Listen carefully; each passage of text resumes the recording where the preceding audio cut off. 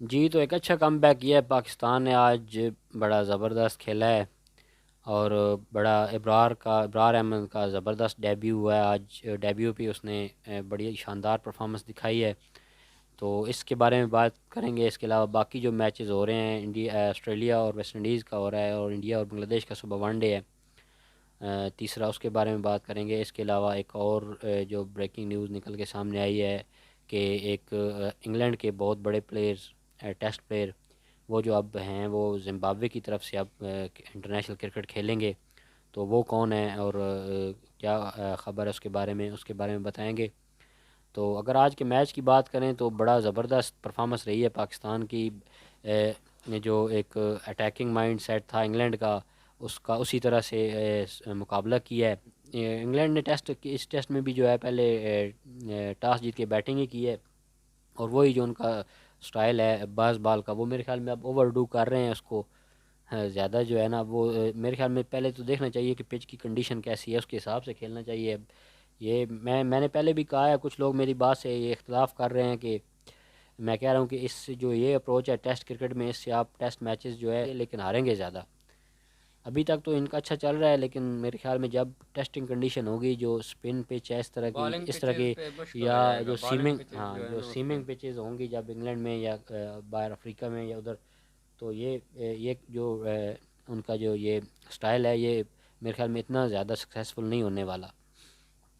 आज भी वही हुआ है, उन्होंने बस ऐसे ही हिटिंग करते रहे हैं और आउट होते रहे हैं।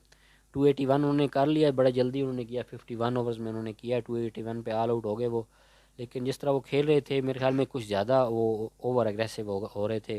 जिस तरह हैरी ब्रोक आउट हुए, या डकेट आउट हुए, या उसके अलावा अर्ली पॉप जो रिवर्स स्वीप मारते हुए आउट हुए। ठीक है, वो आप देखें तो लग रहा था कि वो ज़्यादा जो है ना ये गलत शाटें खेल रहे हैं। लेकिन बेन स्टोक्स को जो डिलीवरी पड़ी है वो बहुत हैरान भी हुए हैं। इब्रार अहमद की शानदार परफॉर्मेंस थी, 7 विकेटें उन्होंने डेब्यू पे ले ली हैं। और पहले सेशन में उन्होंने 5 विकेटें ले ली थी। तो एक स्पिनर के लिए पहली बात तो ये है कि पहले टेस्ट के पहले जो है पहले सेशन में ही 5 विकेटें लेना बहुत बड़ी बात है। ये टेस्ट क्रिकेट में बहुत कम हुआ है। जो लास्ट ये इस तरह का स्पिनर बॉलर किसी ने 5 विकेटें पहले सेशन में ली हों, वो 1987 में इंडिया के एक बॉलर ने ली थी, स्पिनर ने।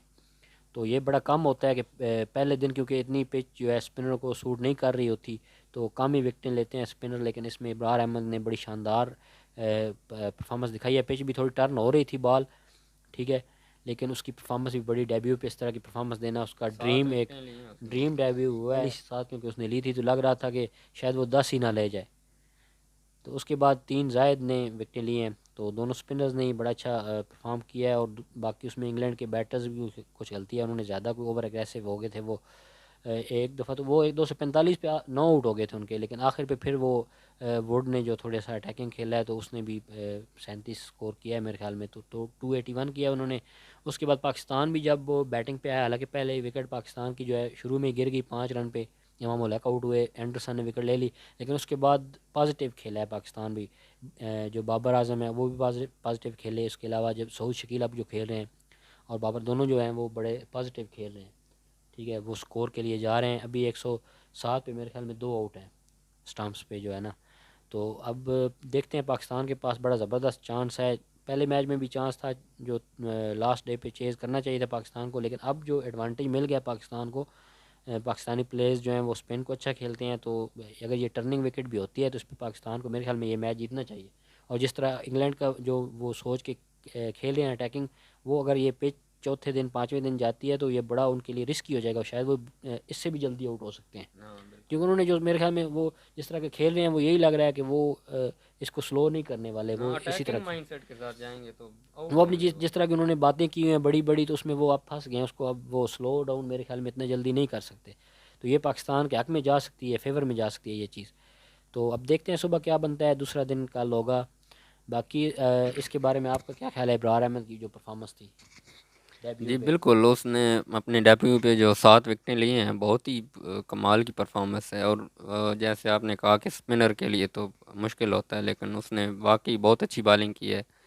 तो क्रेडिट तो उसको बनता है, ज़ाहिर सी बात है। तो इंग्लैंड के बारे में मैं कहूँगा थोड़ा सा, उनका जो जिस तरीके से खेल रहे हैं, तो वो सेकंड इनिंग में अगर उन्होंने यही माइंड सेट रखा तो स्पिनर्स को वो नहीं खेल पाएंगे इतना। तो अब पाकिस्तान को चाहिए कि कम से कम 200 की लीड तो उनको दें, वो जो है उनको दूसरी बारी जो है वो पाकिस्तान को नहीं खेलना पड़े, इतनी लीड दे दें। ये तो मुश्किल है, तो इतनी पिच थोड़ी सी हाँ, टर्न हो रही टर्निंग है। है थोड़ी, 2 विकेट गिर गए हैं, लेकिन नहीं, कुछ भी देखें फिर। लीड अगर कम भी होगी तो वो इशू नहीं है। इस पिच पे अगर 100 रन की लीड होती है या 80 की भी होती है तो वो भी काफ़ी हो जाएगी मेरे ख्याल में। ये लो स्कोरिंग मैच होने वाला है, ये तो एक बात कंफर्म नज़र आ रही है पिच, क्योंकि पहले दिन इस तरह है। लेकिन ये भी हो सकता है कि शायद थोड़ी सी स्लो ज़्यादा हो जाए तो स्लो टर्न हो जाए और खेलना उसको आसान हो जाए, क्योंकि पहला दिन था। तो अभी देखते हैं क्या बनता है। अगर रफ ज़्यादा हो जाती है तो फिर ये लो स्कोरिंग मैच होने जा रहा है, तो उसमें जो लीड है वो 100 या 80 रन की लीड भी काफ़ी होती है। हाँ, जैसे टर्निंग पिच बन गई है, टर्न काफ़ी हो रही थी बॉल जो है। तो ऐसा कोई ख़ास इंग्लैंड का भी बॉलर नहीं है, स्पिनर जो है जो रूट को उन्होंने दिए हैं ओवर कुछ। तो पाकिस्तान के साथ दोनों स्पिनर जो हैं, वो नवाज़ है साथ, वो भी उसकी भी बॉल टर्न हो रही थी आज। तो इंग्लैंड को फंसा सकते हैं पाकिस्तान ये मैच जो है ना, मेरी तो यही राय है। चलें ठीक है, फिर अब सुबह देखते हैं। दूसरा जो ऑस्ट्रेलिया और उनका हो रहा है वेस्ट इंडीज़ का टेस्ट, उसमें ऑस्ट्रेलिया ने फिर एक दफ़ा पहली इनिंग में 500 से ऊपर स्कोर किया और डिक्लेयर किया है। लबस्टे ने एक दफ़ा फिर 100 कर दिया है, 3 लगातार 100 उसके हो गए हैं।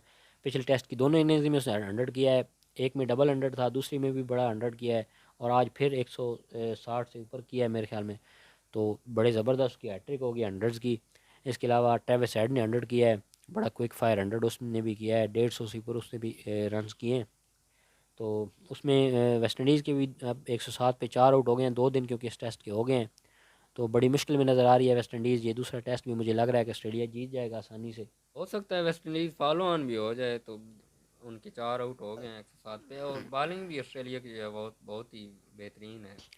देखते तो हैं उधर फिर। से भी आज कैमरन ग्रीन ने जो डेब्यू था, उनका पहला मैच था, उन्होंने विकेट लिए है। एक पहले ओवर में विकेट लिया है, 17 रन भी उनको पहले ओवर में पड़ गए, लेकिन विकेट भी उन्होंने लिए है। तो एक तरफ उनका डेब्यू था, दूसरा इब्रार अहमद का एक शानदार डेब्यू हुआ है आज। तो अब वो टेस्ट भी अब देखते हैं आगे क्या बनता है। उसके अलावा सुबह इंडिया और बांग्लादेश का तीसरा वनडे है, जो कि इतना मेरे ख्याल में अब उसमें इंटरेस्ट तो रहा नहीं है, क्योंकि बांग्लादेश जो है वो सीरीज़ जीत गया है 2-0 सीरीज तो से। इंडिया के हाथ से निकल गई अब। तो अब देखते हैं सुबह एक इंडिया के लिए ये है कि वो मैच जीत के थोड़ा सा कंसोलिडेट करें वो अपनी पोजीशन को। लेकिन जो इंडिया की परफॉर्मेंस रही है मेरे ख्याल में इतनी भी बुरी नहीं है। दोनों जो मैचेस हैं वो लास्ट बॉल तक गए हैं। बॉलिंग परफॉर्मेंस आप कह सकते हैं इंडिया की थोड़ी सी बहुत वीक लग रही है बॉलिंग। लेकिन जो बाकी ठीक है, मैचेस ठीक है। स्पिन पिचेस हैं उधर, बांग्लादेश इतनी इजी कभी भी नहीं होता किसी टीम के खिलाफ भी, जो मर्जी टीम आ जाए। वो अपने जो होम कंडीशन है उधर, जो उन्होंने वनडेज, ऑस्ट्रेलिया न्यूजीलैंड को उन्होंने हराया हुआ है पहले। उधर अफ्रीका को भी हराया हुआ है, पाकिस्तान को भी हराया हुआ है, इंडिया को भी पिछली जो सीरीज़ हुई थी उसमें भी हराया था, तो अभी भी हराया है। तो वो उनके जो बड़ा रिकॉर्ड बड़ा ज़बरदस्त है उनका। मेरे ख्याल में कुछ मैंने देखा हुआ था कि कुछ जो पिछली लास्ट 14 सीरीज़ हैं उनमें से 13 सीरीज़ वो जीते हैं होम कंडीशन में। सिर्फ एक हारे हैं, वो इंग्लैंड से हारे थे 2016 में। ठीक है, 2-1 से वो भी वनडे सीरीज़ हारे थे। उसके अलावा जो 14 में से 13 ओडीआई सीरीज़ हैं वो जीत गए हैं यहाँ पे। बहुत तो अच्छा उनका रिकॉर्ड है। हाँ, तो अब सुबह देखते हैं क्या होता है। रोहित शर्मा भी इंजर्ड हो गए हैं, वो सुबह वाले टेस्ट में नहीं होंगे। तो उनकी जगह पे उनके पास ऑप्शंस हैं, 3 प्लेयर्स हैं। ईशान किशन का ऑप्शन है मेरे ख्याल में, उनको ही खिलाएंगे। इसके अलावा राहुल त्रिपाठी का भी है, और एक और प्लेयर भी है उनके, ठीक है, रजत पाटीदार, वो भी हैं, उनका भी ऑप्शन है। तो उनमें हाँ, से देखते हैं आप किसको खिलाते हैं। तो ईशान किशन को खिलाएंगे मेरे ख्याल में वो, क्योंकि वो पहले भी खेलते रहे हैं। अब बाकी ऑस्ट्रेलिया के इंजरीज पास चांस लेने का भी कोई मौका नहीं है, इंजरी ये मैच जीतना बहुत ज़रूरी है उनके लिए। इंजरीज का काफ़ी इशू चल रहा है इंडिया के साथ भी। तो अब ये सुबह देखते हैं जो बांग्लादेश की सेम टीम होने वाली है सुबह। मेहदी हसन बड़े फॉर्म में है, दोनों मैचेस में उसकी बड़ी अच्छी परफॉर्मेंस है। उसकी जो पिछले इस पूरे साल में बड़ी ज़बरदस्त परफॉर्मेंस है, वनडे में आप देखें तो उसकी बड़ी ज़बरदस्त बिल्कुल। है। उसकी 81 की एवरेज है 2022 के मैचेस में, 81 की बैटिंग की एवरेज है, और बॉलिंग में भी उसकी अच्छी एवरेज है, 26 की उसकी बॉलिंग की एवरेज है। तो ऑल राउंड परफॉर्मेंस वो दे रहा है बांग्लादेश के लिए। वही सुबह भी वो भी जो है बड़ा अच्छा साबित होने वाला है मैच में। सुबह की जो पिच है चिट्टागांव की, वो थोड़ी सी मुख्तलिफ है उससे, जो पहले दो मैचेस में थी मीरपुर की, उससे थोड़ी सी मुख्तलिफ है। मीरपुर वाली थोड़ी स्पिनर को जो है ना वो ज़्यादा सपोर्ट करती है, लेकिन ये जो पिच है चिट्टागांव की, ये जो बैटिंग पिच है ज़्यादा, इसमें ज़्यादा बैटिंग जो है ना सपोर्ट करती है बैटिंग को। तो ये थोड़ी सी डिफरेंट होने वाला है मैच मेरे ख्याल में। ये इंडिया को सूट ज़्यादा करेगी ये वाली पिच। तो अब देखते हैं बाकी जहाँ तक बात है, विराट कोहली सुबह बहुत इंपॉर्टेंट होंगे। उनकी परफॉर्मेंस वनडे में अभी उनकी फॉर्म वापस नहीं आई, जो T20 में वो वापस आ गए, लेकिन वनडे जो लास्ट 7 वनडेज हैं उसमें उसकी 18 हाईएस्ट है, सिर्फ 18 रन उसकी हाईएस्ट है। तो उसकी वनडे में अभी फॉर्म वापस नहीं है। हालांकि वो जो 7 मैचेस हैं वो पिछले तकरीबन 8-9 महीने में उसके 7 मैचेस हुए हैं, बहुत कम वनडे क्रिकेट हुई है, लेकिन फिर भी उसकी अभी वनडे में वापस आना, सुबह बैटिंग पिच होगी तो शायद वो सुबह हो को अच्छा सकता है कर फॉर्म में वापस आ जाए। आ जाए, उनके पास भी चांस है। तो ये कुछ वो होगी इंडिया बांग्लादेश की। इसके अलावा एक और बात करें तो एक जो खबर आई है, जो इंग्लैंड के गैरी बैलेंस, जो कि लेफ्ट हैंडेड बैट्समैन थे, इंग्लैंड की तरफ से टेस्ट मैचेस भी खेले हैं, 23 टेस्ट उन्होंने खेले हुए हैं इंग्लैंड की तरफ से। 100 भी है उनका, एशेस टेस्ट टेस्ट सीरीज़ भी 2 खेले हैं वो।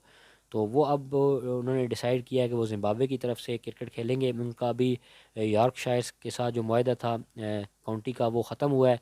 तो उस मुआहदे के बाद उन्होंने जो जिम्बाब्वेन क्रिकेट बोर्ड है उनके साथ मुआहदा कर लिया, डोमेस्टिक क्रिकेट के लिए भी और इंटरनेशनल क्रिकेट के लिए भी। जो ये गैरी बैलेंस है, ये वैसे बेसिकली जिम्बाब्वे के बॉर्न है, ये उधर की उनकी पैदाइश है, लेकिन फिर ये इंग्लैंड शिफ्ट हो गए और वहाँ पे काउंटीज़ खेले, और उसके बाद इंग्लैंड की इंटरनेशनल क्रिकेट में भी खेले। 16 वनडेज भी खेले हैं और 23 जो है वो T20s भी है खेले हुए हैं। तो लेकिन ये 2006 में जिम्बाब्वे की अंडर 19 की टीम थी ना, 2006 के वर्ल्ड कप में, उसमें भी ये जिम्बाब्वे की तरफ से खेले थे। तो ये इनके लिए कोई नया नहीं है, ये उनके हाँ जिम्बाब्वे ही फिर नेशनल हैं। अपनी टीम में इसमें ये अब वापस आ वापस आ गए। गए हैं क्योंकि इनकी इंग्लैंड की आपकी टीम जो है उसमें जगह नहीं बन रही। ये थोड़े से इतने अटैकिंग प्लेयर नहीं है, थोड़े से ये थोड़ा सा स्लो खेलने वाले हैं, लेकिन प्लेयर अच्छे हैं इनकी। अब टेस्ट क्रिकेट इंटरनेशनल में भी 37-38 की एवरेज है। तो जिम्बाब्वे के लिए ये मेरे ख्याल में अच्छे साबित हो सकते हैं, क्या ख्याल? उनकी जिम्बाब्वे की बैटिंग लाइनअप थोड़ी इनके आने से और ज़्यादा मजबूती हो गई है जो। हाँ। तो सिकंदर रज़ा है, इसमें और भी बहुत अच्छे बैट्समैन हैं, तो इनके आने से भी थोड़ा बैटिंग लाइनअप उनकी जो है बेहतर हुई है। तो ये आज के लिए यही था। कल एक नए सेशन के साथ नई जो अपडेट्स होंगी क्रिकेट की, उनके बारे में दोबारा फिर आपके साथ बातचीत होगी। तो तब तक के लिए अल्लाह हाफिज़। अल्लाह हाफ़िज़।